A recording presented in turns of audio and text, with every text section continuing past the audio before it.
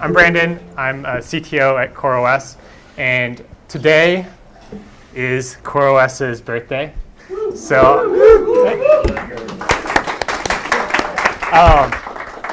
first I want to thank all of you.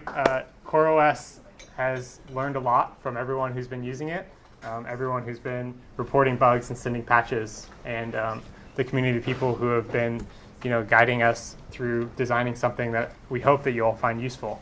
So today is CoreOS's Epoch, or its birthday.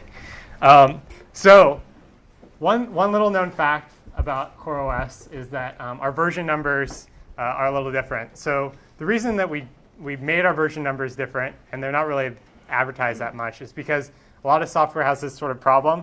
So it's like, Linux kernel was 2.6 forever. Like, what does 2.6 even mean anymore if it's 2.6 for a decade, And so we wanted to do version numbers a little differently, and we started brainstorming some ideas, and we thought, well, maybe we could do desserts like other operating systems. But we sort of already have a problem with that, in that everyone calls us C Oreos. We're CoreOS. We're not C Oreos. So we didn't go down that route. Instead, today is version 365.0.0 of CoreOS.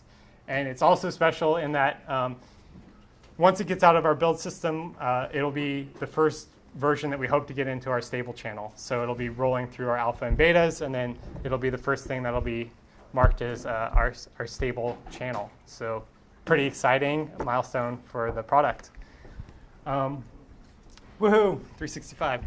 So a lot of other things that have happened with CoreOS over the last year is we've contributed upstream work to the kernel, to Docker, to systemd and networkd. We have patches and all these things. And that's really important because we believe that just shipping out the latest upstream code brings a lot of value. And that's what CoreOS does.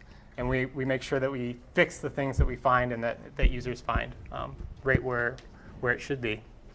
We've done 100 releases of the product. We've got lots of GitHub contributors. We have lots of people on the mailing list, all of you. And even our IRC channel, I saw 400 people in there today, which is awesome. So hi to everyone from CoreOS Dev.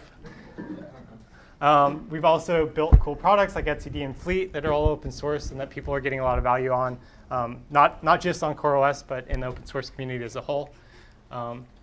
And then in the last day, we've announced CoreOS Managed Linux, which is our support offerings, and get help or support on CoreOS. We have subscription plans for that. And one thing I'd like to clarify is that we don't plan on holding patches hostage. So when the stable release comes out, everyone can use the stable release, even if they're not using CoreOS Managed Linux. And we also launched our dashboard, which lets you to control updates of CoreOS as they roll out to your cluster. And so with CoreOS Managed Linux, you can have view.update.coreos.net and visualize with lots of pretty graphs how the rollout of versions of CoreOS are going for your cluster. So yeah, keep an eye out on coreos.com/releases for our stable to come out so you can try it out in your own cluster. And that's all I have to say. I'd like to give a huge thank you to Rackspace and Geekdom for hosting us today. And the next speakers, first will be Sasha, who's going to be from Mailgun, talking about his HTTP load balancer built on top of etcd, which is really cool. And then Russell will be giving a talk on Metal, which is a product where you can use APIs to deploy actual physical gear. And one of your operating system choices is of course, CoreOS. So give a round of applause for Sasha, and thanks a lot.